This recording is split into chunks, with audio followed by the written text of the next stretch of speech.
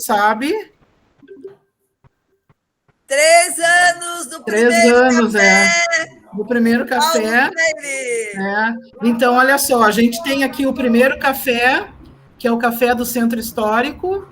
Estamos aqui, eu, a Dedé e a Liese. E a gente tem o último, entre aspas, café que está chegando, que é com a Karine, que vai ser o café lá de Viçosa, lá de Minas Gerais. Então, a gente tem o primeiro e tem o último, mas esse último, daqui um pouco, amanhã, ele já vai ser o penúltimo, viu, Karine? Então, vamos lá. Parabéns para você. Nessa data querida, muitas felicidades, muitos anos de vida. Viva todos os cafés, que hoje são 30. Viva! Mas parabéns extensivo também à Liana, que fez aniversário recentemente, né? Tá bom. Obrigada. Eu vou até anotar a data do aniversário. 3 anos do café e o aniversário da Liana, né? Isso. Amanhã já tem o aniversário do Café de Cachoeira, né, Bia? Café de Cachoeira faz 3 anos. Isso, 3 anos. E o Café de Santa Cruz também, né? Começou, não, acho que é Arroio do Sal. Arroio do Sal. Arroio do Sal, A gente tem 2 cafés que iniciaram no dia 11, no dia seguinte já também estão fazendo 3 anos. Bom, e para quem é de fora, só um pouquinho, Lili. Para quem é de fora, parabéns, gaúcho. Parabéns, parabéns. Saúde, felicidade. Que colha sempre todo dia, paz e alegria na lavoura. Bom, vamos lá. Ainda bem que a gente tem essas alegrias, né? Que são profundas, né? Não são alegrias passageiras, nem alegrias superficiais. Liana, são alegrias muito profundas. Fala, Camila. Eu ia só te contar que a Fora d'Asa também está de aniversário e ela faz aniversário no mesmo dia que tu, 4 de agosto. Que beleza! Parabéns para a Fora d'Asa, que também está entrando nos cafés. A Fora d'Asa, na verdade, é a penúltima a entrar, né? A última, que é o café de Viçosa. Então, pessoal, estava tentando refletir bastante sobre essa obra, Pedagogia da Indignação. O convite ao Silvino é um convite muito direcionado a ele, porque o Silvino é um cara que representa muito essa indignação freiriana e uma indignação que vai para a ação, né? Então, convidei o Silvino para essa leitura, porque acho que ele tem todas as condições, não só teóricas, mas as condições da vida concreta, da luta concreta, de nos ajudar a fazer essa reflexão. Então, Silvino, eu anotei algumas coisas aqui que eu queria compartilhar com o grupo, porque acho que há umas 2 semanas atrás, talvez 3 semanas, viu, Silvina, eu participei de um encontro que chama 100 Vozes, sobre Paulo Freire. É um encontro que vai reunir 100 pessoas da América Latina e do Caribe que tem alguma relação, às vezes até uma relação pessoal, que teve uma relação pessoal com o Paulo Freire, e no dia que eu participei, eu compartilhei a reflexão com um representante do Uruguai, agora não me lembro o nome, depois eu vou olhar e vou dizer para vocês, para não ficar com esse vácuo. E o outro representante, o representante da Argentina, o Nicolas, que é um dos diretores da Claxo. E foi uma conversa muito interessante, porque o Nicolas trouxe a referência de Paulo Freire para a Claxo, né? E o uruguaio trouxe muito a importância do Paulo Freire, obviamente, para o Movimento Sem Terra, que é com quem esse uruguaio estabelece relações. Foi um debate interessante, porque nós discutimos aquele livro, A Educação na Cidade, né, que foi um livro que Paulo Freire escreveu em 1991, logo depois que ele saiu do cargo de secretário de Educação de São Paulo e o Mário Sérgio Cortella assumiu. E esse livro, A Educação na Cidade, segundo Anita Freire, não foi um livro muito vendido, não é essa a ideia, muito propagado e muito veiculado, nem mesmo nos setores ligados à educação, né? Talvez nós que passamos pelas gestões, pelas administrações populares, esse aí que a Bia está mostrando, nós tomamos esse livro como uma referência muito importante, e eu procurei evidenciar isso nesse encontro, para dizer até que nós, eu acho, né, não sei o que vocês pensam, que nós, na verdade, que trabalhamos em gestões de administrações populares, sejam elas municipais, estaduais ou federal, não tiramos, na verdade, todas as lições da experiência de Paulo Freire e nem das nossas próprias experiências. Eu acho que a gente precisaria voltar um pouco esses 30 anos atrás, reler essa obra, refletir sobre ela, porque tem muitos ensinamentos, muitas lições, né, e muitas aprendizagens que Paulo Freire deixa ali, e a Anita Freire republicou esse livro, ampliado, quase 3 vezes maior, acrescentando um conjunto de notas, de discursos, de entrevistas que o Paulo Freire desenvolveu no período enquanto foi secretário, e acrescentou até um outro nome para esse livro, que acho que chama Direitos Humanos e Educação Libertadora. Depois eu levanto ali para buscar, para dar exatamente o nome para vocês. E nessa conversa com o argentino e com o uruguaio, me veio muito Pedagogia da Indignação em mente, por isso que eu estou contando essa história para vocês, para que vocês possam entender um pouco do meu olhar, que é um olhar muito próprio, né, do Pedagogia da Indignação. Porque eu fiquei pensando o seguinte, ver se vocês conseguem entender o meu raciocínio, e não precisa concordar, só entender. Eu fiquei pensando assim, para colocar o Pedagogia da Indignação no contexto da pedagogia do oprimido e da pedagogia da esperança. Né? Poderia colocar outras obras, mas eu escolhi o Pedagogia do Oprimido e Pedagogia da Esperança para chegar na Pedagogia da Indignação. Porque esse uruguaio, ele era um cara muito pessimista, muito desanimado. E aí eu disse para ele isso que eu vou dizer para vocês. Paulo Freire não escreveu a pedagogia do pessimismo.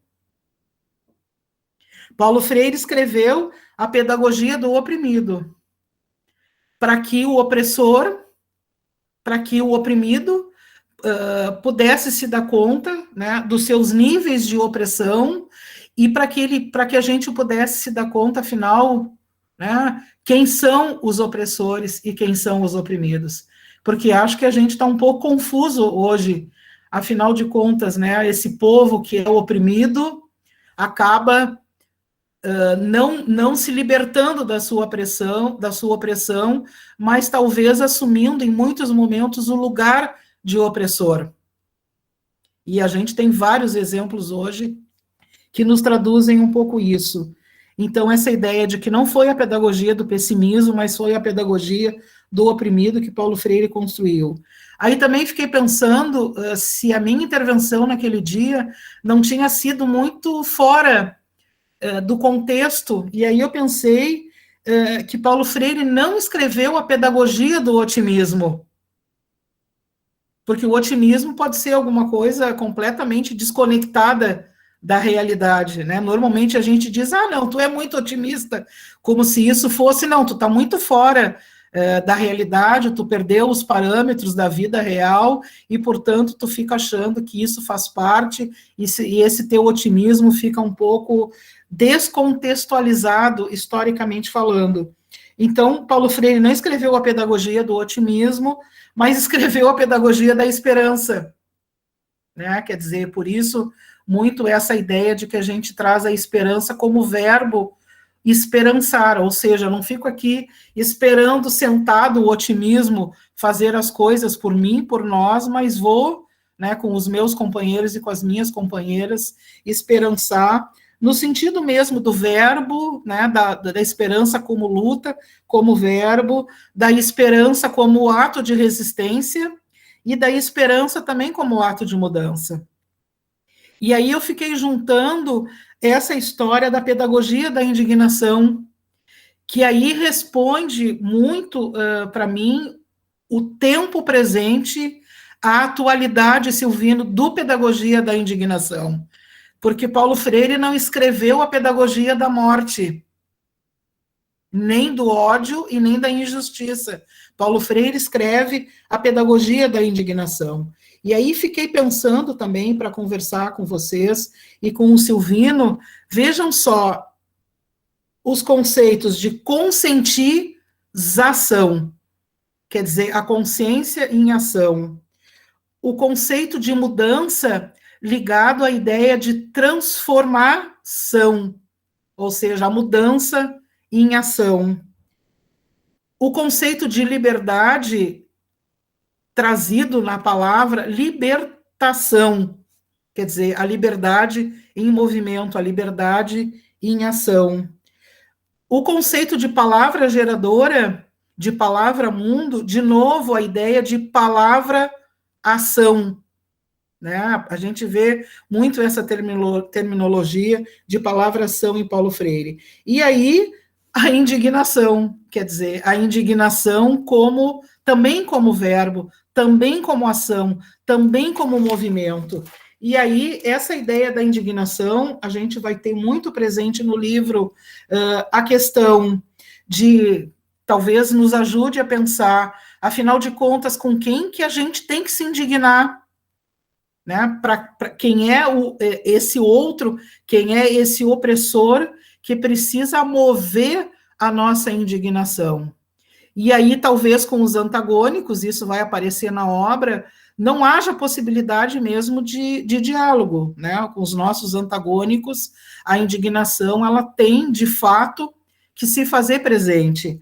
Mas é uma indignação e um diálogo apoiado num outro conceito que tem nessa obra, que a gente tem utilizado muito no Café do Centro Histórico, que é o conceito da justa ira, né? Que não tem nada que ver nem com ódio, nem com morte e nem com raiva. Até às vezes ele fala, né, a justa raiva, mas tem essa ideia da justiça ligado à indignação, ou seja, o quanto eu me indigno diante da negação dos direitos humanos, dos direitos universais, que faz com que a minha ação indignante se fundamente na negação da justiça. Então, esse conceito de justa ira.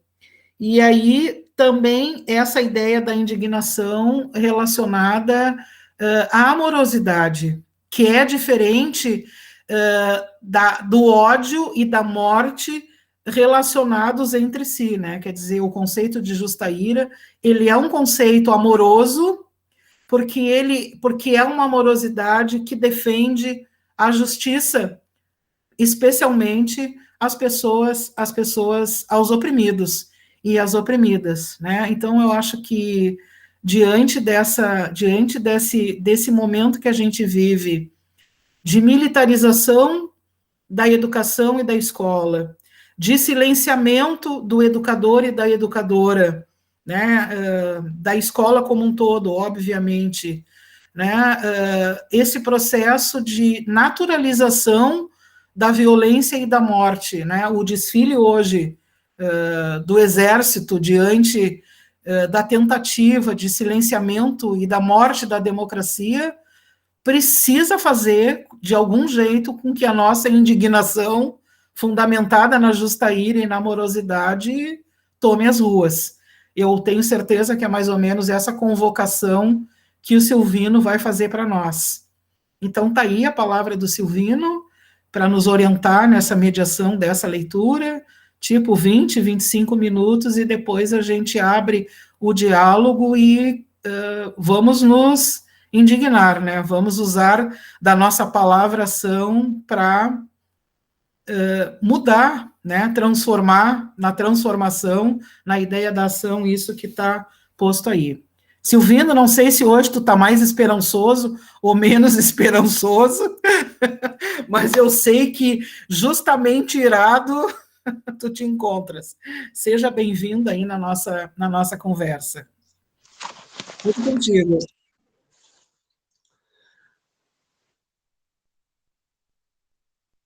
Que bom seria se outras marchas se seguissem a sua. A marcha dos desempregados, dos injustiçados, dos que protestam contra a impunidade, dos que clamam contra a violência, contra a mentira e o desrespeito à coisa pública. A marcha do sem-teto, do sem-escola, do sem-hospital, dos renegados. A marcha esperançosa dos que sabem que mudar é possível. Página 25, aqui na edição que eu tenho, do Pedagogia da Indignação. Começo lendo essa frase, ou estas frases famosas do Paulo Freire, lá nos anos 1990, porque o momento que nós estamos vivendo hoje no Brasil, e a Liana já fez algumas referências, inclusive ao dia de hoje, né? E não é desse tipo de marcha que teve em Brasília que a gente está falando. E a gente, primeiro, tem que, de novo, se perguntar e se colocar sempre que é uma historinha que o Brandão contou, e você deve ter ouvido ela também em algum lugar já, em algum momento. Eu ouvi do Brandão no encontro da Rede de Educação Cidadã em Goiânia, lá pelos anos 2010, mais ou menos, no encontro lá. E ele contou que foi a criação do Instituto Paulo Freire no início dos anos 1990. Quando foram Gadotti, Brandão e outros, foram falar com o Paulo Freire para perguntar para ele, olha, mas estamos querendo criar um Instituto Paulo Freire, enfim, de resgate das obras, de guarda das obras, de debate, reflexão, essas coisas todas, né, que são fundamentais e tal. Né? Paulo Freire respondeu o seguinte: se for para me superar ou para me reinventar, podem criar. Mas se é para me repetir, não preciso criar. Começo por aí, essa conversa nossa de hoje. Porque no momento que nós estamos vivendo, na conjuntura que nós estamos vivendo, que é o ano do centenário de Paulo Freire, onde nós temos uma campanha em defesa do legado de Paulo Freire, a primeira pergunta que eu acho que a gente tem que se fazer é essa. O que significa, no contexto de hoje, das marchas de hoje, reinventar e superar Paulo Freire? Em segundo, eu acho que a pedagogia da indignação tem que ser lida sempre ao lado e com a pedagogia das oprimidas e dos oprimidos e a pedagogia da esperança.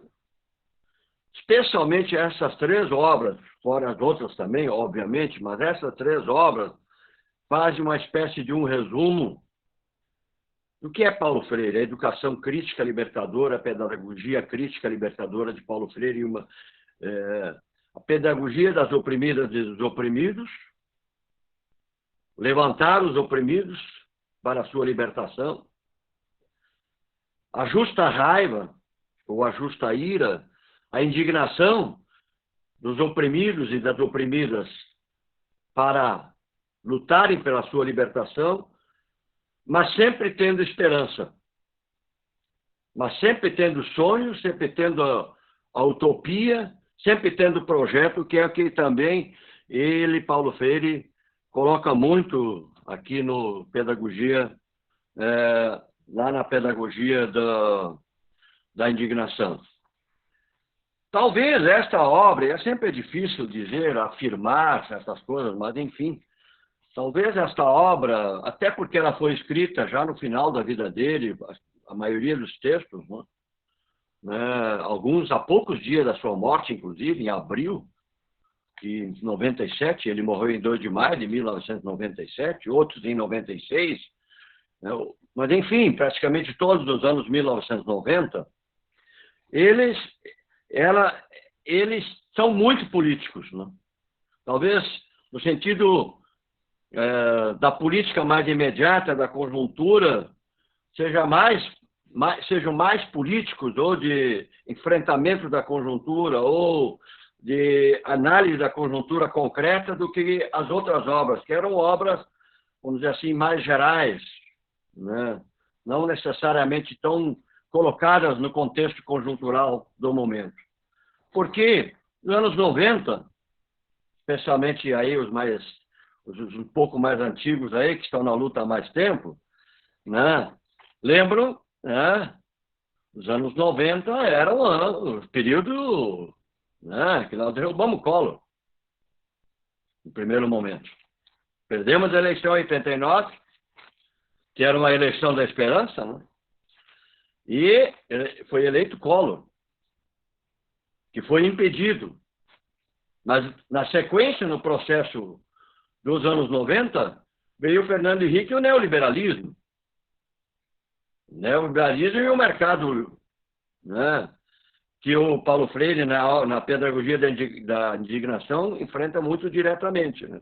Então, era um contexto onde tanto a política, por um lado, né, estava num grau de degradação, né, e assim por diante, vamos dizer assim, de rejeição na sociedade, seja pelo Collor, por um lado, pelos acontecimentos com o Collor, mas principalmente pelo neoliberalismo reinante, né, com toda a política neoliberal, as privatizações, né, o Estado mínimo, o mercado livre absoluto, e assim por diante, né? E, portanto, Paulo Freire, quando ele escreve esses textos, essas cartas e tudo mais, da pedagogia da indignação, estava neste contexto muito forte, né? E tal. Por outro lado, e ao mesmo tempo, ele diz, olha, mudar o mundo é difícil, mas é possível.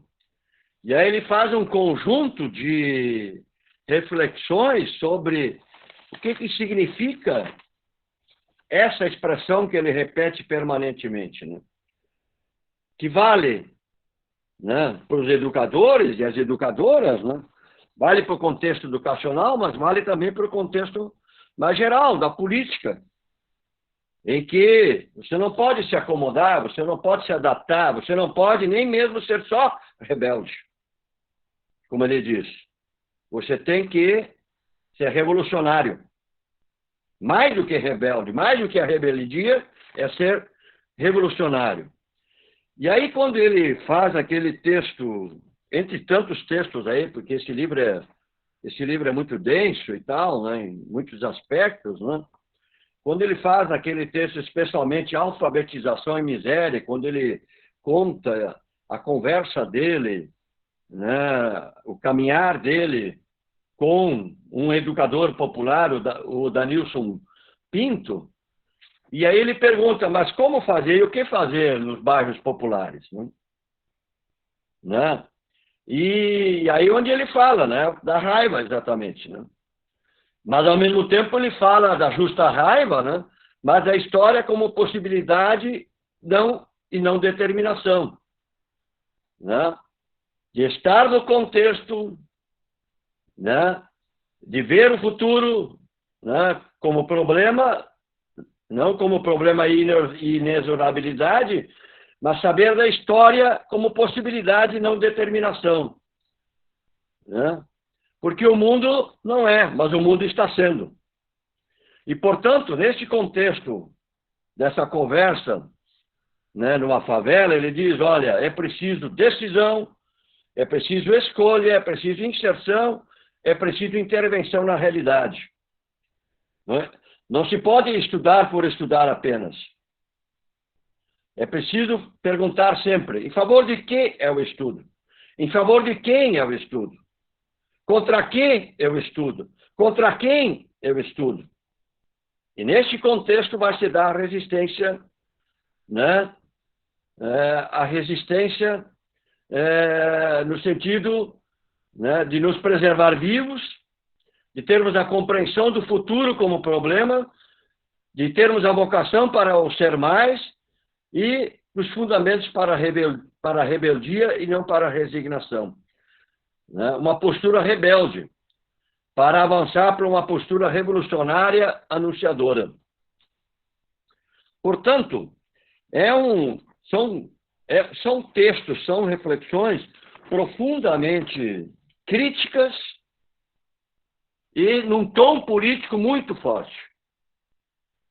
Porque quando ele fala depois, quais são os desafios, então, né, isto dito em 1997, né, portanto, não é... Né,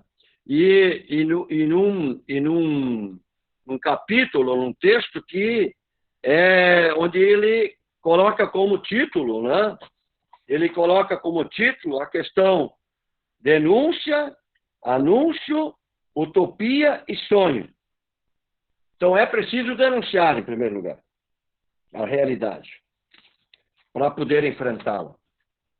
Portanto, não é alguém, né, como ele também fala várias vezes, ninguém é neutro nem na política, nem na educação. Não há educação neutra, não há política neutra. É preciso saber a favor de quê e a favor de quem. Contra quê e contra quem. Ele faz essas perguntas muito objetivamente. Né? E aí...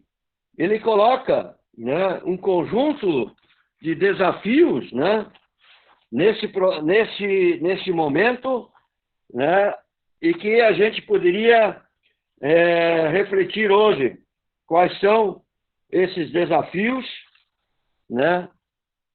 Deixa eu achar aqui, né, para me localizar, que eu estou pegando o livro, fiz um monte de anotações, mas na hora que eu pego para capar, a gente se perde. E aí ele diz, no primeiro desafio, se a gente perguntasse hoje, não mais 1997, mas a gente perguntasse hoje, 2021, no contexto que nós estamos vivendo no Brasil hoje, de não mais de neoliberalismo apenas, ultra neoliberalismo, onde nós estamos... Está se vendendo tudo. Estamos preparando um plebiscito popular contra as privatizações do Rio Grande do Sul, tá? Aproveito já para convidar todas e todos vocês que estão num processo muito forte. Né? Vai ser agora em outubro. Mobilizar escolas, mobilizar comunidades, mobilizar entidades. Tem reuniões todas as semanas, vai ter um lançamento agora nos próximos dias. Comitês populares, vai ter muita formação, está trabalhando muita formação. Eu já coloquei em várias reuniões, ali tem que fazer a ligação com o contexto do Paulo Freire, do centenário de Paulo Freire, nesse processo, né? Até porque, né, nesse livro da Pedagogia da Indignação, ele pergunta muito, mas o mercado é o lucro. Só tem um jeito de acabar com o mercado, é acabando com o lucro. E, portanto, né, é fundamental, né, e ele fala também de para que é o Estado, para que são os governos, para quem eles governam. Quando ele diz, por exemplo, no primeiro desafio, em 1996-97, a negação atual do sonho da utopia e a briga por eles, e agora e no começo do século que vem. Ele já pensa adiante, ele já pensou em nós, ele já pensou em 2021. Nessa linha da rebeldia revolucionária, do ser revolucionário e da esperança e do anúncio da utopia e do sonho.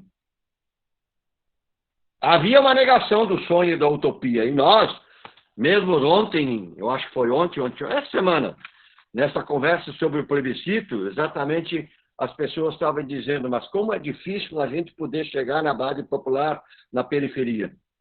E aí uma das sugestões foi, vamos, dia 7 de setembro, que é o dia do grito das excluídas e dos excluídos, tradicional já, quem sabe a gente vai fazer uma marcha da Loma do Pinheiro, da Cruzeiro, do Maitá, e de diferentes lugares vão fazer uma marcha, né? E vão aproveitar esse processo do grito dos excluídos, e vão aproveitar esse processo do plebiscito popular e exatamente começar a resgatar de novo a questão do sonho, a questão da utopia, que hoje também está muito difícil a gente chegar na população e conversar sobre isso. Porque nós que encarnamos o sonho e a utopia somos ainda, mas éramos os mais rejeitados no último período. Porque vocês são os loucos, porque vocês são os que roubam, porque vocês são os que, né? E assim por diante. Portanto, é um contexto... E aí eu estava dizendo, como é que a gente vai chegar nas pessoas do plebiscito popular? E chegar na Vila Lombo do Pinheiro, onde eu trabalho e atuo mais diretamente, onde a gente tem um grupo de reflexão política da Lombo do Pinheiro e um cursinho popular, tem que chegar nas pessoas, e onde temos um comitê popular contra a fome, tem que chegar nas pessoas e perguntar, mas está passando fome de novo, por que voltou a fome? O que significa água para ti, que a gente luta por água na Lombo do Pinheiro há muito tempo? E agora ainda querem privatizar, vai aumentar o preço. Tem que partir da coisa concreta, né? Da vida das pessoas, da realidade, porque aí é que tu vai começar, as pessoas vão começar a pensar, né? Vão começar a pensar, puxa vida, tem alguma coisa aí que não está muito bem, não está muito certo, eu tenho que refletir melhor sobre tudo isso aí, né? Porque exatamente o Bolsonaro e a sua turma estão negando o sonho e qualquer tipo de utopia. O segundo desafio que o Paulo Freire coloca, a história como determinação, o futuro como um dado inexorável, versus a história como possibilidade, o futuro como problematização. Na página 145 da minha edição aqui. Né? E, portanto, a história como possibilidade. Como a gente chegar nas pessoas, nas periferias, nas escolas, na universidade, dizer, a história não está liquidada. A história está aberta. O mundo está sendo. E, portanto, nós podemos. É possível mudar o mundo. A terceira desafio que ele coloca, muito atual, a ética do mercado versus a ética universal do ser humano. E que, portanto, coloca, de novo, que o mercado que é, né, com o seu discurso fatalista, não tem saída, não tem futuro, só tem o lucro mesmo, não tem volta, não tem jeito, né? E nós, agora, no momento da fome, da miséria, o grande resgate que nós podemos fazer, devemos fazer contra o mercado, inclusive nos comitês populares contra a fome, na luta contra a miséria e tudo mais, é dizer, olha, né, este mercado, sim, produz a fome. Esta política, sim, produz a fome. Mas nós somos da ética universal do ser humano. Nós somos da solidariedade. Nós somos do diálogo. Nós somos do sonho. Nós somos da utopia. E, por fim, o último desafio que ele coloca, né, a questão da violência. Quanto mais nós estamos enfrentando hoje toda a questão da violência, jovens especialmente, mulheres especialmente, LGBTQIA+, mais especialmente, mas, em geral, o ódio, a intolerância, a violência generalizada, todos nós temos medo de sair à noite, né? Ou de levar qualquer coisa no bolso, ou de levar celular, concretamente, na vida concreta, na prática concreta, né? Aí o Paulo Freire diz, a grande tarefa do poder político é garantir as liberdades, os direitos, os deveres, a justiça, e não respaldar o arbítrio de uns poucos contra a debilidade das maiorias, quando ele fala aqui exatamente da questão da violência. Né? E, portanto, este é o momento em que, né, não somos, estamos sendo. E ele diz, a liberdade a gente não recebe de presente. E aí ele coloca todo um conjunto de coisas também sobre a comunicação, sobre como aproveitar, naquele momento já estava começando um conjunto de possibilidades novas e assim por diante, né? e, portanto, retomar toda a questão do sonho, da utopia, do projeto, mas que não é um projeto vazio, não é fatalista e não é também fora da realidade, não é idealista. Ele parte sempre do concreto da vida. Parte da vida, das pessoas que passam fome, das pessoas que têm que enfrentar a violência todos os dias, das pessoas que, portanto, né, estão cada vez mais, né, sob o peso de uma vida difícil, de uma vida que aparentemente não tem futuro, mas que, ao mesmo tempo, a gente tem que dizer, olha, tem futuro sim. Né? Porque ele diz aqui na capa do livro, desse aqui que eu tenho aqui, não sei se o de vocês também, desrespeitando os fracos, enganando os incautos, ofendendo a vida, explorando os outros, discriminando o índio, o negro, a mulher, não estarei ajudando meus filhos a ser sérios, justos e amorosos da vida e dos outros. E é nessa pedagogia da indignação que ele fala do ser amoroso com o mundo, de amar o mundo, as pessoas, as plantas, e fala da ecologia também. No momento da crise ambiental tão profunda, olha, eu escutei esses dias, e eu vou para os finalmente da minha fala, esses dias, numa conversa que eu fui convidado, onde o João Pedro Stedley estava presente, fazendo análise de conjuntura, estava lá também o Avelino Ganser. Não sei se alguém de vocês sabe quem é o Avelino Ganser. Avelino Ganser é um gaúcho de Tenente Portela, cuja família saiu para a Amazônia nos anos 1970. E ele agora me esqueci do nome do companheiro lá de São Paulo, o Ranulfo. Não sei se a Liana sabe quem é o Ranulfo, educador popular, etc. Eles criaram, né? Uma vez eu escrevi até um artigo, um texto sobre isso, eles criaram lá um processo de educação popular depois dos anos 70, 80, com o movimento social e sindical, né, no Pará e assim por diante e tal. E o Avelino agora, nessa conversa dessa semana, ou do final da semana passada, ele contou uma viagem que ele fez há poucos dias atrás pela Amazônia, especialmente pelo Pará. Companheiras e companheiros, eu que já andava preocupado com o meio ambiente, com tudo que vai acontecendo, que está acontecendo, olha, não era não só de chorar. Ele contando lá, estão destruindo tudo. E os mineradores tomando conta de tudo, as águas ficando sujas, rebentando as florestas. Enfim, é um negócio assim que nós aí, que somos mais velhos, não vamos mais sofrer tanto. Mas quem é um pouco mais jovem aí, tem muitos que são bem mais jovens aí, né? Daqui a 20, 30, 40 anos vai ser muito, muito, muito difícil. Portanto, Paulo Freire já em 1997 colocava a questão da ecologia, do amor aos outros, à natureza, amor a todos os seres vivos como uma questão central. E, portanto, estas são as perguntas que eu faria para terminar aqui agora, neste momento. Como reinventar Paulo Freire neste momento histórico, nesta década, nesta próxima década? Em tempos de fome, desemprego e miséria.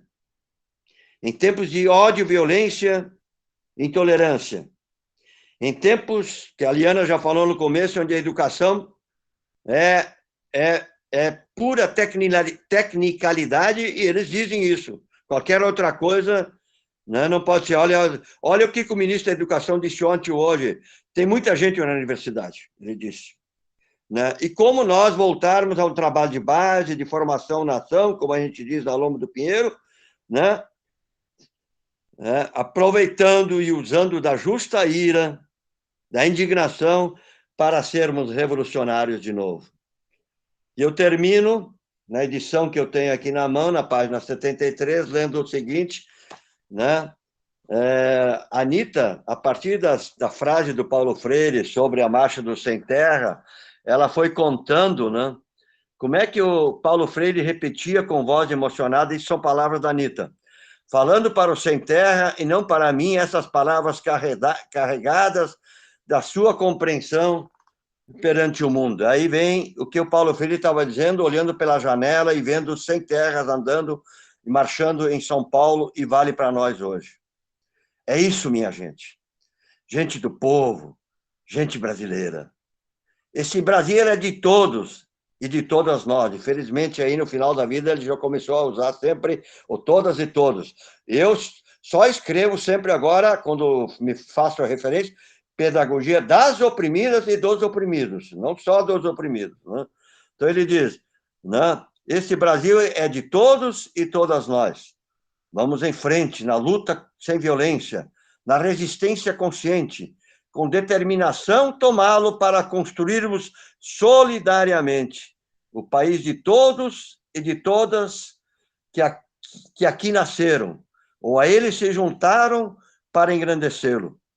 Esse país não pode continuar sendo o de poucos. Lutemos pela democratização desse país. Marchem, gente do nosso país. Paulo Freire escreveu isso em 2021. Vamos para a conversa agora.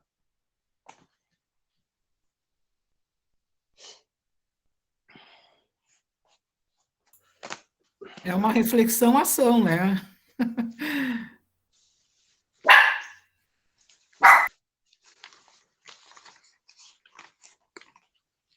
Eu não sei se a gente pudesse partir um pouco dessa pergunta que o Silvino traz.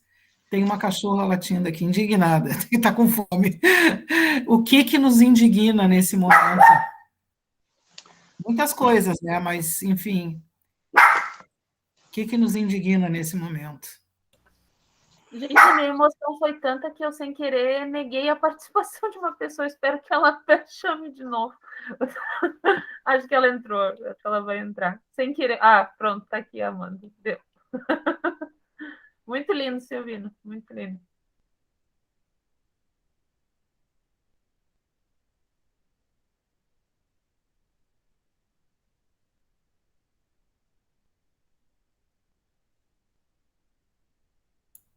O que nos indigna? Quais são as nossos sonhos e nossas utopias?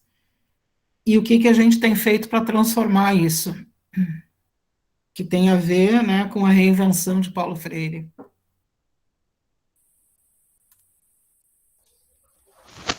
Vou começar a fila, então, pode ser?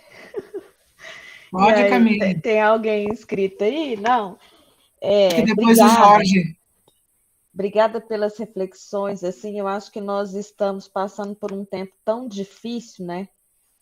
Que escutar. E engraçado, porque hoje esse tema veio com vocês, eu também fui fazer uma reflexão sobre isso, porque a ideia da indignação é muito presente no Paulo Freire, né? Nessa ideia de que para que eu possa anunciar, para que eu possa pensar na construção de inéditos viáveis, eu preciso lidar com a realidade que tem esta relação de impacto quando a gente desvela as desigualdades, a crueldade, né? Hoje, então, acho que estou muito impactada com as cenas dos tanques em Brasília e das cenas do que eu nunca pensei viver mais, né? O viver esse tempo. Então, talvez hoje o que me indigne seja, de fato, cada dia, ou agora está quase assim, né? A cada hora a gente tem um motivo para se indignar com este governo federal. E aí eu vou colocar mais especificamente do meu lado, né? Porque aí a declaração do ministro da Educação ontem, dizendo no programa da TV Cultura que a universidade é para poucos mesmo, né? Que isso não deve ser para todo mundo. Que os institutos federais, sim, mas que a universidade, não. E aí isso me deixa profundamente na justa ira da compreensão de que é realmente um projeto de sociedade que eu discordo completamente e que me deixa muito indignada a forma pacífica com que a gente tem enfrentado todo esse desmonte por parte do governo federal. Eu sei que nós estamos na pandemia, eu sei que nós estamos adoecidos e adoecidas, mas ainda eu me preservo o direito de indignar-me diariamente, se não a cada hora, por essas atitudes que estão sendo aí pelo governo federal emanadas.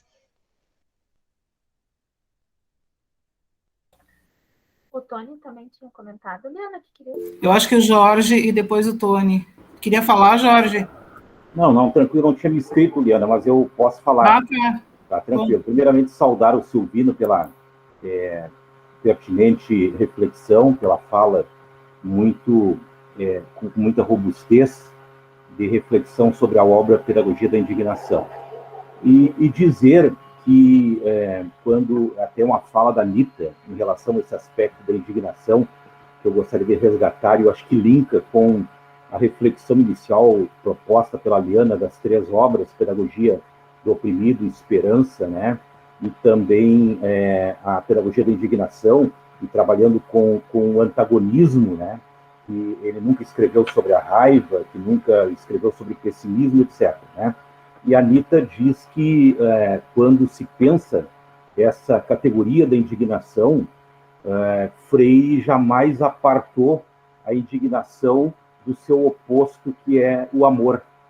E ela linka a ideia da amorosidade, portanto, né, com a indignação, ou a justa ira, e trabalha o amor linkado a um motor também, que eu entendo da história de homens e mulheres, que é a questão da esperança. Ou seja, ela trabalha com essa questão da justa ira, linka com o seu processo de forma dialética, que é a questão do amor, e o amor lá vinculado como combustível à questão da esperança. Eu, particularmente, o que mais me indigna no atual momento, nessa perspectiva de trabalhar também com a dialética da indignação e do amor, e linkar a esperança numa mesma perspectiva, eu acho que é a naturalização da morte que nós temos hoje no Brasil. O processo que toca cada um de nós, a cada uma, em cada momento dos nossos espaços de trabalho, a perda de familiares, a perda de amigos, a perda de brasileiros e brasileiras. Eu acho que isso é um processo de indignação muito latente, em mim particularmente, quando a gente sabe que hoje todo o processo de refluxo que nós estamos tendo, da diminuição de mortes no Brasil, se dá pela tese que nós sempre levantamos da importância da ciência, e que se a vacina tivesse chegado em outro momento, talvez nós não estivéssemos aí quase chegando à casa de 600 mil mortos nesse país.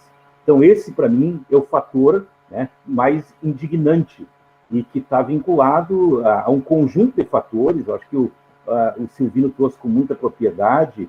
Nós estamos vivendo um ultra-neoliberalismo, né, mas que, na verdade, uma das facetas desse ultra-neoliberalismo, além da perspectiva de vender tudo praticamente, né, e da política de cada vez mais encolhimento do Estado, e, consequentemente, a maximização para os interesses privados, como antagonismo, é essa questão toda, né, que a gente tem hoje de uma política, de uma necropolítica, que a Liana tem falado muito bem sobre isso, né? E quando a gente pensa nesse contexto aí das mortes e a naturalização, e que poderia ter sido de outro jeito, né? E que, ao mesmo tempo, também, essa questão do vírus, né, da pedagogia do vírus, como diz Boaventura Santos, e agora, essa semana, eu assisti uma palestra muito interessante do Leonardo Boff, que trabalha a origem, que muita gente não coloca também no contexto das nossas reflexões, né, do surgimento do vírus, que é a ação de homens e mulheres, né, em função de toda uma perspectiva do lucro e de mercado, de exploração da nossa grande mãe, que é a Terra, né? Portanto, uma ação de homens e mulheres que também tem esse processo hoje da natureza, nossa mãe Terra, se colocar contra, né, a questão do homem e da mulher especificamente por as suas atitudes inadequadas ao longo do período histórico. Então, esse é um processo assim, muito interessante, no meu ponto de vista, para nós refletirmos. É essa questão que me indigna mais, e quando eu trabalho com o antagonismo, né, e isso é a questão da indignação, da justa ira, né, a indignação contra tudo isso. Por outro lado, a amorosidade, que é o antagonismo, pegar a linha da Anitta de reflexão, é a nossa questão no amor a homens e mulheres, na crença, na sua capacidade de se tornarem sujeitos. Eu acho que tu abordas com muita propriedade, né, Silvina, a questão das marchas, das andarilhagens históricas, e eu diria que nós precisamos de tantas outras andarilhagens históricas hoje, ainda dos sem vacina, dos sem ciência na sua plenitude, na questão do ser escola de qualidade, socialmente referenciada em termos de qualidade, né, dos setores étnicos ainda marginalizados na sociedade. Então, é o amor a toda essa condição humana de vocação ontológica de serem mais que traz a possibilidade do amor, né? E também a Mãe Terra, a questão planetária como um todo. E a esperança, né? Sempre nós temos refletido nos cafés, eu acho que sempre é importante ratificar que a esperança, né, ela não se dá por osmose, e a gente tem falado tanto do esperançar, eu acho que foi a Liana um dia desse, são tantos cafés, tantos processos, que a gente acaba participando, tantos eventos nesse momento, e isso é formidável. Alguém trouxe uma questão de que, eu quero fechar a minha reflexão, de que a gente fala no esperançar, e que a gente sabe que o esperançar não vem, ou a esperança não vem por osmose, mas que em tantas circunstâncias de indignações, às vezes nós temos uma tendência a deixar de esperançar. E aí nós precisamos, talvez, né, acho que foi a Liana que trouxe isso, e eu gostei, a ideia de reesperançar, que na verdade é uma condição para reexistir. Até nós, como militantes, como revolucionários, são tantas coisas batendo na nossa cabeça, né? Nós que estamos na escola pública, a avalanche que nós temos sobre os nossos ombros, né, de questões burocráticas, das pedagogias do capital, da negação do pensamento transformador, da marginalização do pensamento transformador, e muitas vezes a gente acaba recuando um pouco, talvez, essa ideia de esperançar, e talvez seja necessário, nesse momento de sombrio que nós estamos vivendo, reesperançar, para ter a condição de reexistir indignado, com amor, e o amor tendo como combustível a esperança. Por aí, né? É isso que eu penso nesse momento, assim, para trazer uma modesta contribuição. Eu acho que é o Tony. Tony? Oi, Tony, tudo bem? Boa noite. Boa noite. Boa noite. Em primeiro lugar, obrigado, Silvino, pela fala. Boa noite a todos e todas. Eu conheci o Silvino em Belém há 2 anos atrás, 1 ano e meio, antes da pandemia, numa atividade com o João Colares. Não sei se ele está lembrado, com a Regininha. Não sei se ele está lembrado. Chegamos a fazer uma atividade no mercado de São Brás. Onde? Tá meio baixo o teu som, viu? Desculpa, em Belém. Você estava em Belém, não estava? Há 2 anos atrás, na atividade? Em Belém do Pará. Belém do Pará. Desculpa, eu acho que o meu Sim. Várias vezes. Junto com o João Colares, Regininha. Claro, né? Claro. Bom lhe rever aqui. Bom, gente, eu queria, em relação à questão que foi colocada, né, o que indigna, né? Eu acho que hoje em dia seria, para mim, pelo menos, seria mais fácil perguntar o que não indigna, né? Assim, porque é tanta coisa que indigna que é até difícil descrever, né? E para mim, pessoalmente, às vezes essa indignação, eu confesso que às vezes ela leva a uma necessidade da gente se alienar em alguns momentos para poder respirar, né? Para poder respirar, pegar novamente, né? Tomar fôlego de novo, porque às vezes a barra está tão pesada que a gente precisa tomar fôlego de novo para ir adiante. Então, às vezes é necessário fazer isso, né? De se indignar, mas a indignação ela também cansa muito, né? E aí que acaba sendo um pouco isso que o colega falou antes de mim, né, o Jorge, que a gente acaba, né, perdendo a capacidade de esperançar, né, de manter a esperança e a retroalimentar a esperança. Então, de certa maneira, às vezes dá essa frustração mesmo, né? Mas, assim, minha fala ela não é uma fala pessimista, não. Ela só é uma fala realista, né? Chega esse momento do cansaço, mas logo na sequência, né, eu tento buscar o máximo de energia para seguir adiante. E, assim, eu queria dizer o seguinte, essa ideia da justa ira eu acho fantástica, assim, como várias ideias e conceitos, né, do Freire. A ideia de justa ira, assim, é muito, muito interessante, né? Que eu acho que é isso que todo mundo está sentindo hoje em dia, né? A justa ira. A grande questão é até que ponto essa justa ira nos leva, né? Como eu coloquei, a paralisia ou a caminhar, né? Ela tem que ser a justa ira que nos leve a caminhar, buscar, reesperançar e buscar sempre. Deixa eu só pedir um pouquinho para fazer um pouquinho de silêncio aqui, a minha filha está pulando aqui. Só um minutinho, gente. Desculpa. É uma filha de 7 anos que está enlouquecendo ali. Então, voltando aqui. E a questão de reesperançar, né? Então, e aí, também queria falar um pouquinho sobre aquilo que o Silvino perguntou, que era o que a gente está fazendo, né? O que está sendo feito para reinventar o Paulo Freire, né? Para reinventar o Paulo Freire. E aí, assim, eu acho que está sendo feito muita coisa, inclusive esse evento aqui, esse encontro, né, de 12 obras, durante um ano inteiro, que eu estou desde o início. Eu acho que eu faltei 2 vezes só, se eu não estou enganado, mas eu assisti depois, né? E eu me considerava, por exemplo, um freiriano genérico antes desse curso. Por quê? Porque é aquele freiriano que já leu algumas obras do Paulo Freire, né? Mas, de fato, nunca sentou e refletiu, né? E tinha o Paulo Freire como um marco inspirador e tudo mais, e na prática política, na prática educativa, mas não havia sentado sistematicamente e feito um estudo mais metódico, que é necessário também, né? E, por exemplo, hoje eu já diria... Opa, desculpa, gente. Tá chovendo em Belém, tem vento, tá caindo raio aqui, tá caótico, desculpa o barulho. E hoje eu posso dizer, por exemplo, que eu tenho isso mais sistemático. Então, por exemplo, eu estou colocando meu exemplo para dizer o quê? Que esse curso aqui, por exemplo, é um curso que está reinventando o Paulo Freire, para mim, pelo menos. Né? Eu acho que para muitos colegas aí que estão nessa jornada desde o primeiro módulo, ou mesmo que pegaram o módulo já encaminhando, né? E hoje eu sou um leitor muito mais consciente, digamos assim, né? Um leitor muito mais consciente da leitura do Paulo Freire e já trago isso para a minha prática pedagógica de uma maneira muito mais consciente, por exemplo, do que eu fazia anteriormente. E na minha prática política também, dentro do movimento de educação popular aqui em Belém, né, enfim, movimento de professores e tudo mais, eu acho que isso é muito mais forte.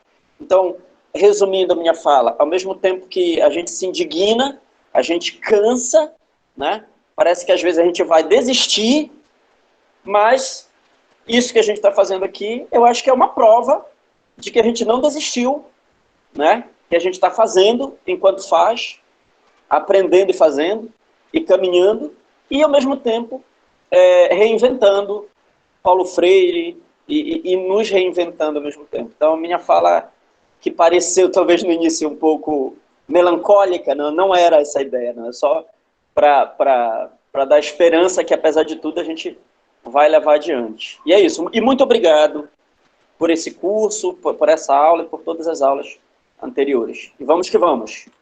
Ainda temos mais uma, dia 14 de setembro, nossa última. Karine fez um pronunciamento ali no chat. Queres falar, Karine? Lê para nós o que tu botou no chat.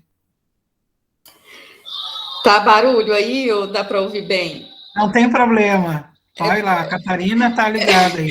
Exatamente, eu estou com o mesmo problema do Tony, as crianças em casa botando fogo em tudo. Então, desde o início, né, do nosso encontro, e na verdade eu estou passando o dia pensando nisso, sobre a força do universo, né, e o quanto a sua proposta de trazer essa releitura, né, a leitura também para algumas pessoas, igual no meu caso, que eu não tinha lido todas as 12 obras nesse tempo, né, e como também uma ação propositiva, né, de comemoração do centenário de Paulo Freire, a potência dessa ação, como o Tony também acabou de dizer. E justamente hoje, né, a leitura da pedagogia da indignação acontecer, né, com essa manifestação aí de tentativa de intimidação e de morte da nossa democracia, né? Então, assim, isso não é coincidência, sabe? Eu acho que, e aí esse convite, né, do Silvino para a gente trazer cada vez mais a capacidade de partir para as marchas mesmo, né? Então, é muito potente essa ação. Eu concordo com o que o Tony trouxe, sabe, Liana? Eu já te falei isso várias vezes, né? Te agradeço por essa proposta, porque realmente é uma forma de reinventar, assim, o pensamento e a prática de Paulo Freire, né? E é isso, eu acho que não é coincidência e é o universo mesmo trazendo e colocando as pessoas em contato promovendo esse encontro para que a gente possa se unir, se fortalecer e mudar essa realidade que está posta, né? Porque, como o Selvino bem colocou, né, na leitura inicial dele aí, esse chamado, né, que é a marcha esperançosa dos que sabem que mudar é possível. Então, eu vislumbro aqui como essa união e essa potencialização dessa força, sabe? De mudança que nós vamos conseguir, né, lógico, nos orientando, né, pelo pensamento e pelos ensinamentos e pela inspiração de Paulo Freire, né? É isso. Obrigada, Liana, gratidão eterna, assim, pela sua proposta. Bom, isso só deu certo porque a gente está junto desde outubro do ano passado, né? Tem gente chegando, esse é muito bom também. Quem mais?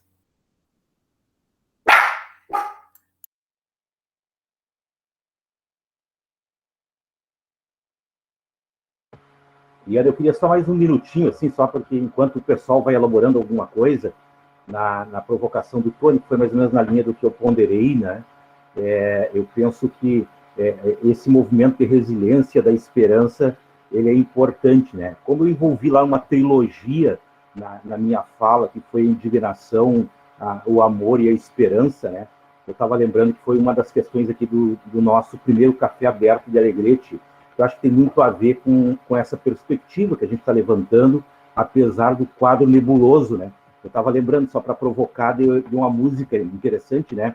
Que tem uma palavra forte, assim como o Freire trabalhava com as palavras, né, encharcadas de elementos da realidade e com gravidez de sentido a partir da materialidade histórica, né? Estava lembrando da música para a gente poder também projetar para o horizonte do nosso olhar essa questão de uma configuração do que a gente sonha, do que a gente luta, sonha e vai construindo, né? Que é a música Anunciação, do Alceu Valença, né? Ele diz da bruma leve das paixões que vem de dentro, tu vem chegando para brincar no meu quintal, do teu cavalo, peito nu, cabelo ao vento, e o sol clarando nossas roupas no varal. E aí o Alceu Valença termina a música Anunciação, eu acho que tem tudo a ver com essa ideia de anunciar, né? A partir da denúncia da justa ira, ele diz, fechando, tu vens, eu já escuto teus sinais, tu vens, eu já escuto teus sinais. Eu acho que essa possibilidade da gente pensar a justa ira, a indignação, né, dentro também de um quadro de amorosidade, implica na anunciação, né, nessa dialética da denúncia, sem cair no fatalismo, com a possibilidade de vislumbrar outras possibilidades históricas, né? Como disse o Silvino, a partir da obra, né, a história não ela está sendo, e a história é produzida por homens e mulheres através dos tempos. E se é produzido por homens e mulheres que tiveram a hegemonia de produzi-la, outros homens e mulheres podem fazer um movimento contra-hegemônico para dar uma outra perspectiva a essas condições históricas, superando as condições limites, né, os condicionamentos históricos que nos aprisionam. Queria trazer só essa contribuição, que eu acho que a música Anunciação, a palavra é forte e serve para mim como referência para anunciar a ideia da esperança lá a partir da indignação e do amor, né, como antagonismo, mas que tem que ter uma perspectiva, apesar de todas as adversidades, apesar do quadro nebuloso, o sonho, a esperança nessa perspectiva de anunciação tem que estar no horizonte do nosso olhar. É isso.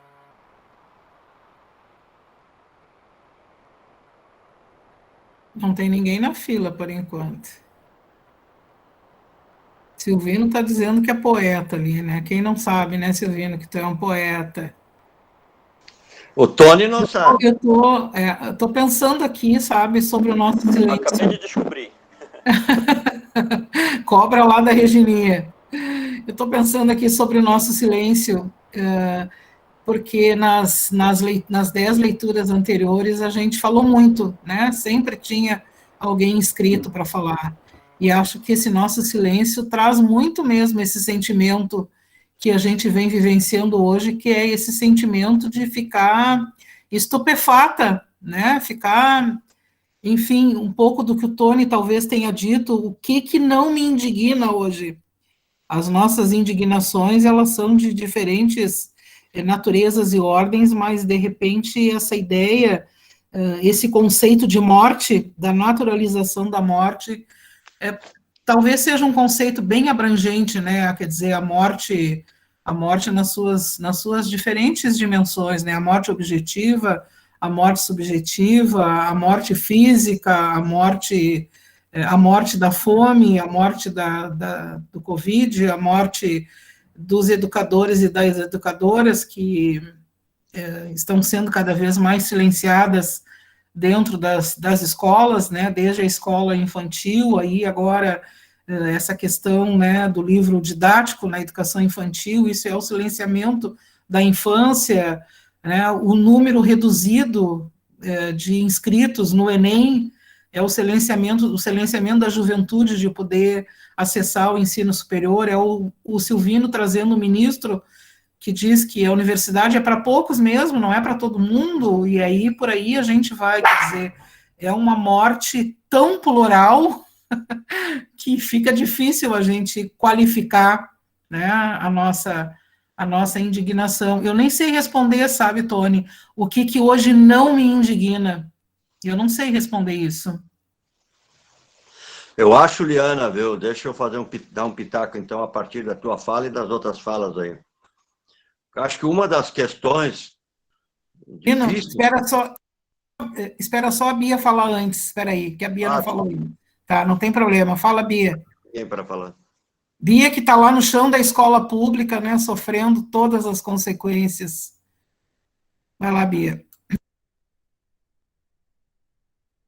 Abre teu áudio. Opa, desculpa.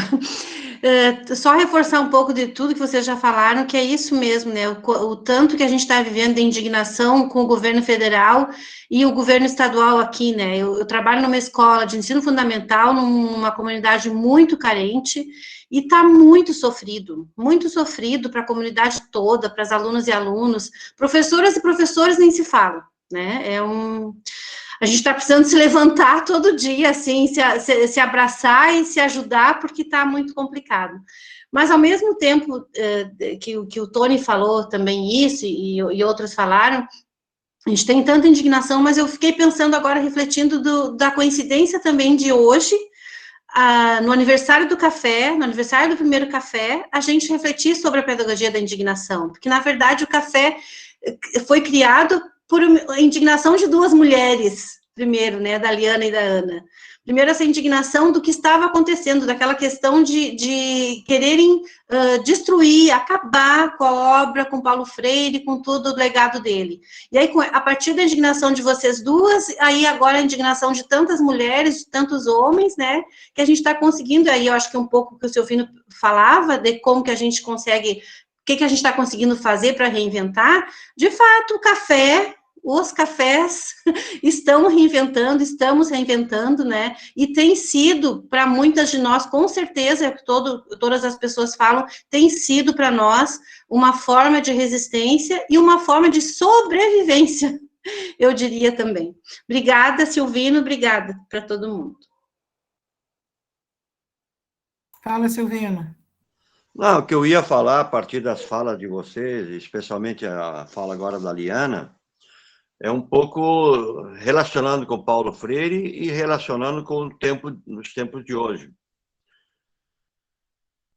Fazer a leitura do mundo, antes da leitura da palavra, ele diz, não, antes da leitura da palavra é fazer a leitura do mundo.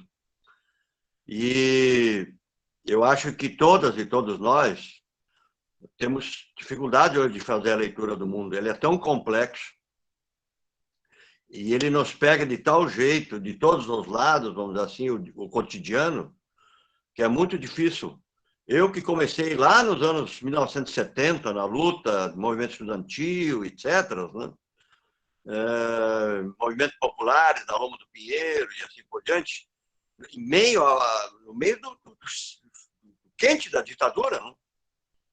Não era tão difícil nem entender, fazer a leitura do mundo e nem também enfrentar, a partir da leitura do mundo, fazer, né, a luta e tal. Não era tão difícil. Não sei se outros que estão aí, que pegaram essa época, também têm essa sensação, né? Então, esta é uma primeira questão, eu acho, muito importante. Eu sou alguém que faz análise de conjuntura há muito tempo, né? Escrevo, tem muita análise de conjuntura escrita e publicada, inclusive, ao longo do tempo, né? Inclusive, agora saiu uma que eu escrevi em 2019, até posso depois mandar para vocês, ou dar os indicativos dela, né? E que só saiu agora, em 2021, e eu me espantei como é que eu acertei tanto, vamos dizer assim. Mas hoje eu tenho dificuldade de fazer a leitura do mundo. Então, acho que esta é uma tarefa fundamental neste momento histórico para todas e todos nós, nos espaços onde nós estamos.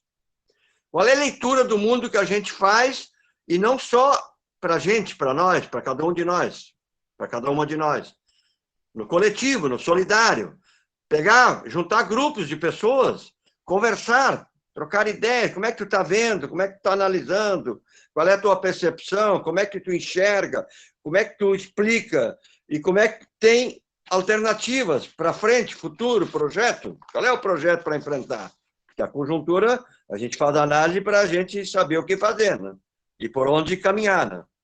Então, essa é uma primeira questão. A segunda questão que tem a ver também, que é tão difícil, que está misturada isso aí e tal, e lembrando que o Paulo Freire, isso que eu fiz referência no início, era um momento extremamente difícil para quem lembra que estava na luta popular, anos 90. Aqui em Porto Alegre, nem tanto, porque nós tínhamos o governo municipal aqui na mão. Felizmente, naquele período, dos anos 90. 94, 95, 96, tal, né? Mas qual era a dificuldade? Era enorme a dificuldade de fazer greve, de fazer mobilização social popular, onde não se tinha os governos, etc. e tal. Portanto, a questão do sonho, do projeto, da utopia, do anúncio, era muito difícil naquele momento. Mas o Paulo Freire indicava os caminhos, a partir da leitura do mundo dele. Sem titubear, sem ter nenhuma dúvida, vamos dizer assim. Sempre dizendo, olha, é difícil mudar o mundo, mas é possível. Desde que com os pés no chão. Sem ser fatalista por um lado, e mesmo nas esquerdas, ele faz críticas muito fortes ao setor de esquerda, no Pedagogia da Indignação, e sem ser fatalista por um lado e sem ser também messiânico pelo outro. Né? Mas pé na realidade, pé no chão, fazendo a leitura do mundo. Esta é uma questão central para a gente reinventar Paulo Freire hoje, na minha opinião. Uma das, não a única, claro. E escrever, divulgar, conversar, fazer isso circular, né? Malu, tu quer falar o que tu botou no chat? Não? Malu está dizendo, está começando mesmo a votação do voto impresso, e o líder do governo está dizendo que o governo não tem a maioria. Bom, veremos. Isso que tu falou, Silvino, fechando parênteses aí da história do voto impresso, na sexta-feira da semana passada, nós fizemos mais uma entrevista, que na verdade era um diálogo, não era uma entrevista, para o segundo número da revista do Café, e fizemos um diálogo entre Balduino Andreola, 89 anos, que trabalhou conosco aqui, né? A nossa primeira leitura foi com o Balduino, e Osmar Fávero, com 88 anos.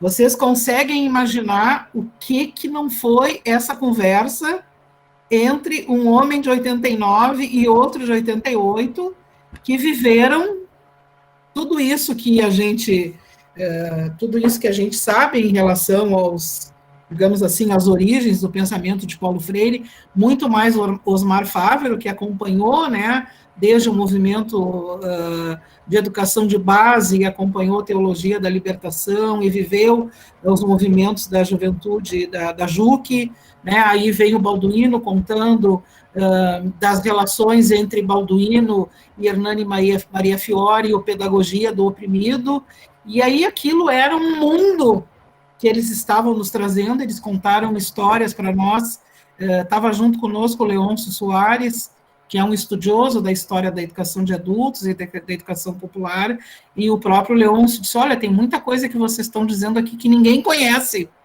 que são histórias absolutamente desconhecidas e que Que bom que a gente fez essa entrevista, essa conversa com os dois, e a gente vai publicar, né, na íntegra tudo que eles contaram para nós na revista 2 do Café.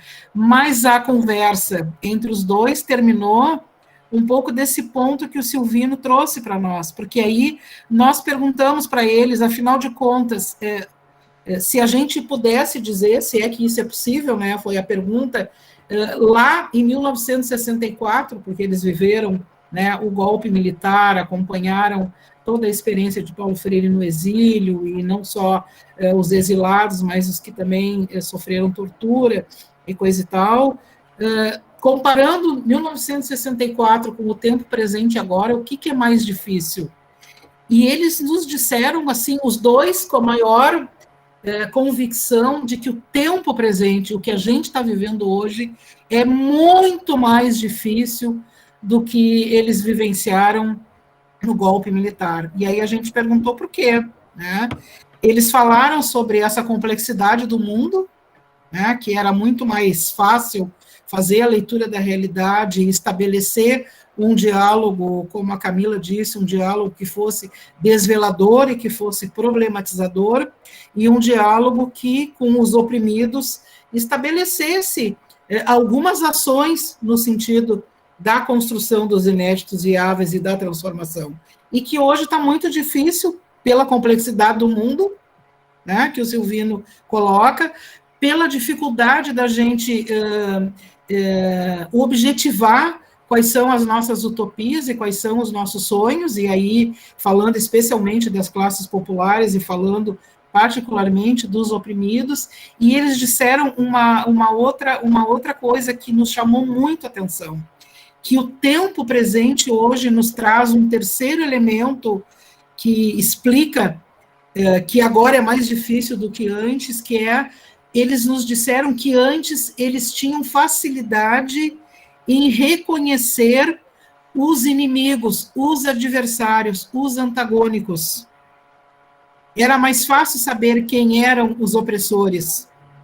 E que agora a gente está perdendo um pouco essa capacidade de, primeiro, conceituar quem são os opressores e saber aonde eles estão. Porque hoje o opressor pode morar dentro da nossa casa. Pode ser aquele cara que era o nosso melhor amigo, a nossa melhor amiga, e que, de repente, se transformou num bolsonarista convicto, naquele que naturalizou a morte no seu sentido ampliado. Isso chamou muito atenção, viu? A gente precisa... Essa foi na sexta, agora que eu baixei a entrevista, ainda no privado, no YouTube, para a gente poder escutar de novo, transcrever a entrevista, e daí montar um texto para ver o que mais que eles nos disseram. Eu não sei se vocês concordam com isso, né? Nós que somos das gerações que... Eu tinha 4 anos em 64, né? Não sei o que vocês pensam. A revista, Tony, o primeiro número, nós vamos lançar no dia 14, junto com o nosso encerramento das 12 leituras. Ela vai ser digital, e depois a gente vai ter fôlego para também publicar em meio físico. Vai sair 2 números esse ano, um em setembro, especial, e um em dezembro, e a partir do ano que vem, em maio e setembro de cada ano. Liana, é assim... Na primeira revista, a gente entrevistou a Fátima Freire, né, Bia? Que também foi uma entrevista muito linda, porque a Fátima falou sobre os seus 3 pais. O pai físico, o pai intelectual e o pai mito. E ela conversou muito conosco sobre a convivência dela, dos irmãos e das irmãs, com esses 3 pais, e o quanto é difícil, né, conviver com o pai intelectual, ter convivido com um pai intelectual, e que não é menos difícil agora essa convivência com esse pai que se tornou, entre aspas, um mito, né? Muito legal, tá muito, muito bonita também a conversa com a Fátima. Liana, a gente se emocionou demais, né, Bia? Você vai fazer um acervo dessas gravações também, né, Liana? Sim, a gente vai ver se a gente edita, organiza para colocar no canal do Café, né, para elas ficarem disponíveis. Sim. Por enquanto, elas vão ficar inéditas, porque a revista vai ser, né, a que vai revelar, digamos, não, eu essas digo conversas. após as Sim, duas sim, publicações, né? sim, Porque vamos fazer sim. também vai ter muitas entrevistas, né? Porque tem Uhum. outros números, aí eu digo, você vai ter um Isso, acervo teremos. catalogado, né? Vai estar lá no canal do Café e depois a gente vai jogar para o mundo. Uhum. Liana, eu sei que o propósito é diálogo, né? Mas como o pessoal ainda está em silêncio, eu queria trazer uma... Vamos ver se mais ninguém quer falar antes do Jorge. Ok, pode ser. Vamos ver, mais alguém? A gente está chegando no final, temos mais 5 minutinhos. E aí, vocês acham que agora é mais difícil que 64? Eu estou até agora pensando nisso. Fala, Jorge. Eu, no 64, tinha 12, 13 anos, vamos dizer assim. Então, e estava um seminário, viu? E os freios lá mais apoiavam o golpe porque eram contra. Oi. Daqui um pouco cada um bota sua criança aí do lado chama a Catarina. Cadê a filhinha ou o filhinho do Tony? Cadê a Catarina para a gente ver? Fala, Jorge, enquanto as crianças vêm vindo. O filhinho da Camila está lá atrás, ó. Eu acho que a provocação do Silvino e as tuas, Liana, foram muito interessantes, né? Eu acredito que nós temos várias circunstâncias históricas diferenciadas, né? E que tu já pontuou algumas. A questão da complexidade do mundo que a gente vive hoje é uma das circunstâncias, né? Então, eu estava pensando aqui, Silvino, né? De certa forma, a gente foi perdendo algumas coisas também que as lições da pandemia, de certa forma, resgatam, que a própria ideia de solidariedade, né? Eu estou lembrando aqui em Alegrete, nós tínhamos lá nos anos 80, institutos de debates e discussões nos finais de semana. Lembro que nós tínhamos aqui o Instituto Olga Benário, que o pessoal da esquerda, o movimento sindical, o movimento social se reunia para discutir, e a gente foi perdendo isso aí. Talvez tenha muito a ver com o que Bauman diz, né, do tempo da liquidez, da sociedade líquida, tudo é superficial, a gente não aprofunda nada, o próprio amor é líquido, né? O próprio amor é líquido. Então, essa despotencialização do processo sindical, dos partidos do campo popular democrático, na formação política e nos processos coletivos de discussões, talvez também tenha nos despotencializado para essa questão de uma análise de conjuntura, uma visão da realidade da sociedade, né? Porque, na minha concepção, a leitura de mundo pressupõe métodos, né? O senso comum, ele é importante, mas ele não é revolucionário, ele tem que ser superado. E aí a formação política, a discussão, ela pode apontar para esse caminho, né? E aí eu estava lembrando, assim, que eu não quero me estender, mas quando a gente fala, por exemplo, da questão que tu provocaste, Liana, do silêncio, né? Eu acho que Hernando Maria Fiore deu uma bela contribuição no prefácio da Pedagogia do Oprimido, quando ele diz, né, aprender a dizer a sua palavra. Mas não é a palavra no campo do verbalismo, tem que ser uma palavra com questão de gravidez de sentido, de significado, encharcado de realidade. Eu acho que nós estamos muito carentes de criar essas condições de palavras que possam brotar encharcadas de realidade na perspectiva transformadora.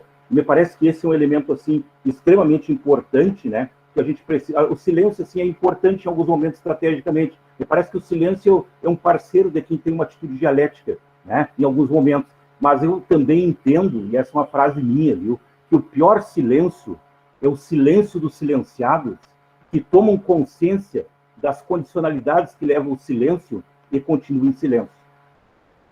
E tem muita gente que sabe as condicionalidades do silêncio e opta pelo silêncio, né? E eu acho que hoje é o momento da gente dar gravidez para as nossas palavras. É aprender de novo, como dizia Hernani Maria Fiore, a dizer a nossa palavra. Mas uma palavra que seja encharcada de realidade, que seja encharcada de perspectiva e de condições de continuar esperançando. É só isso.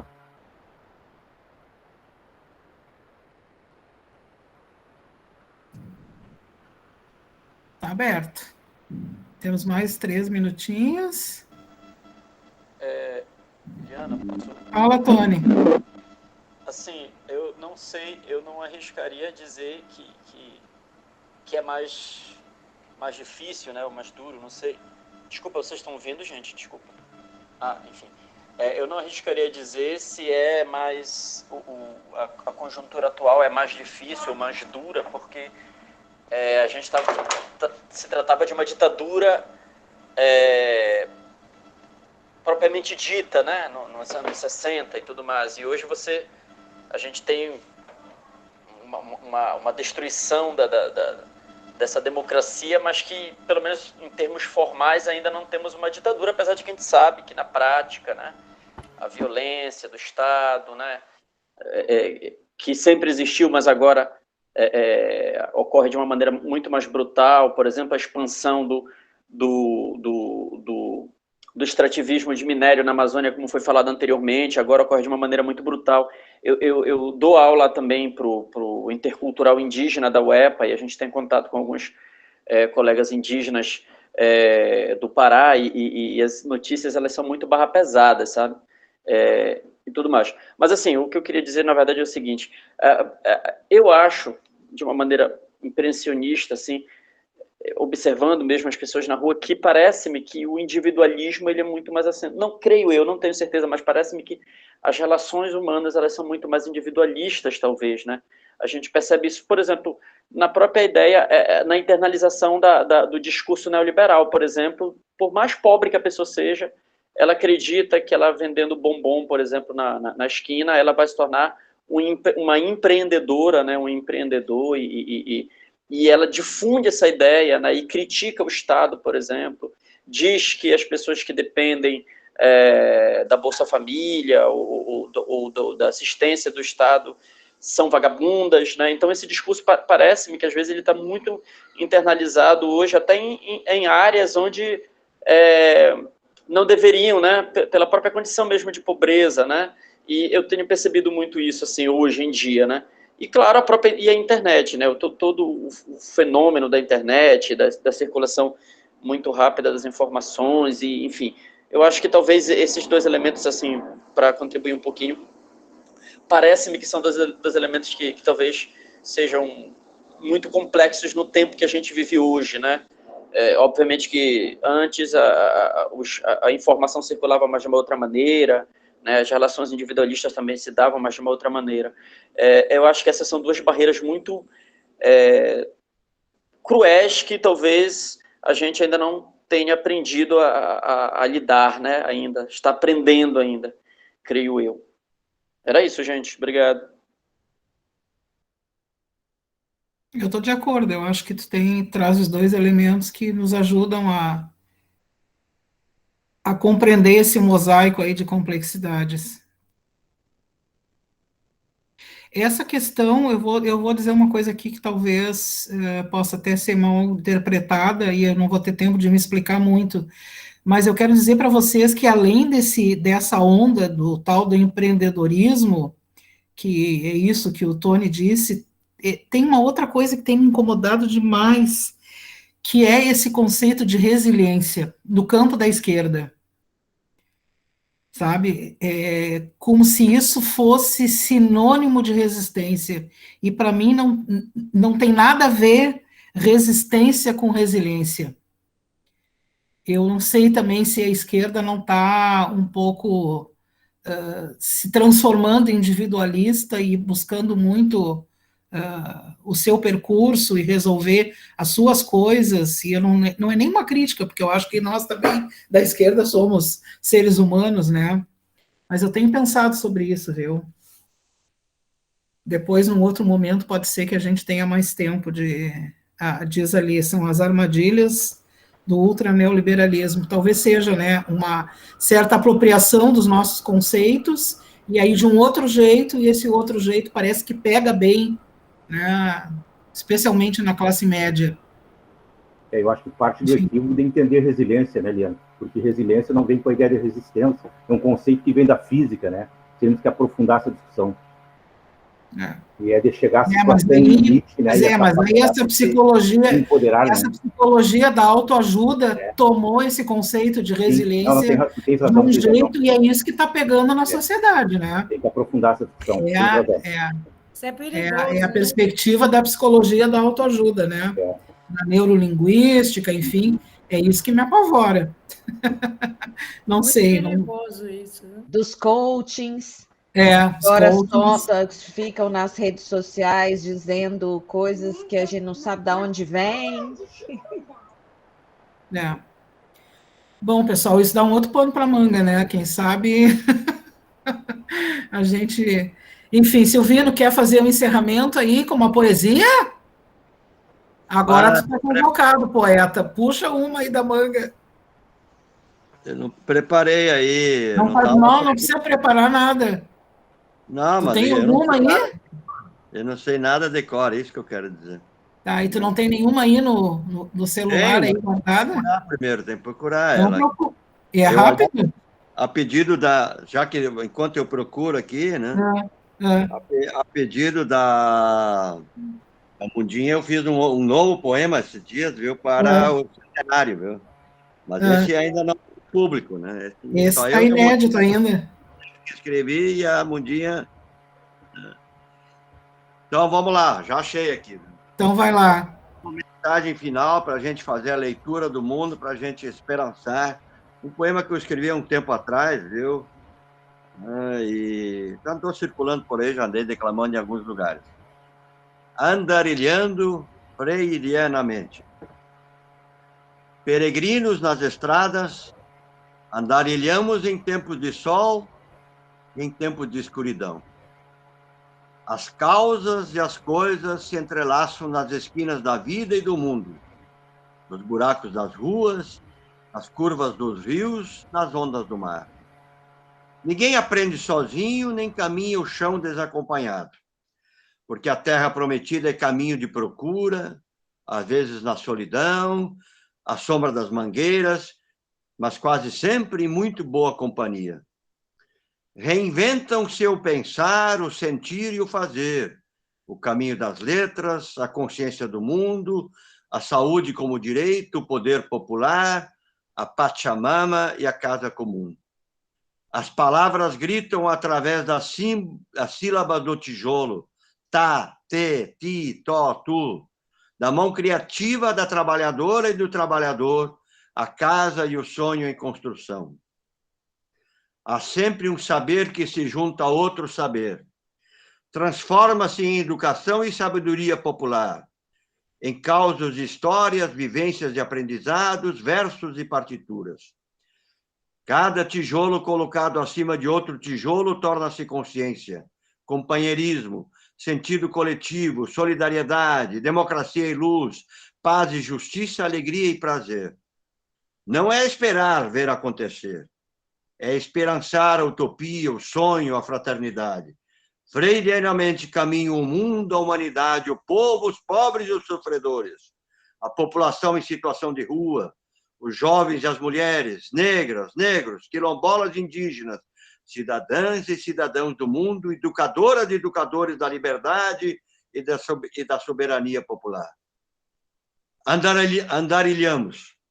Somos sujeitos coletivos e solidários, amantes da vida, andarilhos do tempo, da amorosidade e da esperança. Ninguém solta a mão de ninguém. Sem medo de sermos felizes, expulsamos a tortura, o exílio, o ódio, a intolerância. Derrubamos ditadores, a mentira e a opressão. No trilho e na trilha dos saberes populares, das rodas de conversa, dos círculos de cultura, das cirandas, das tendas Paulo Freire, dos cafés Paulo Freire, da educação como prática da liberdade, da pedagogia do oprimido e da indignação, do inédito viável, do cuidado com a casa comum, o bem viver latino-americano e caribenho acompanhará nossos passos por outros 100 anos.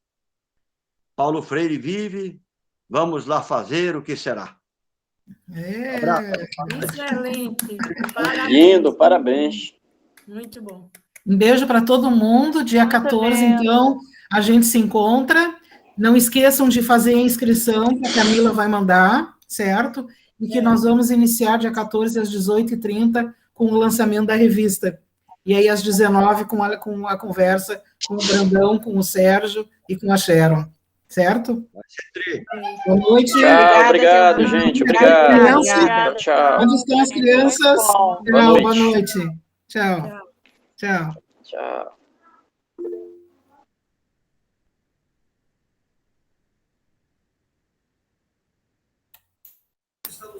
Tchau!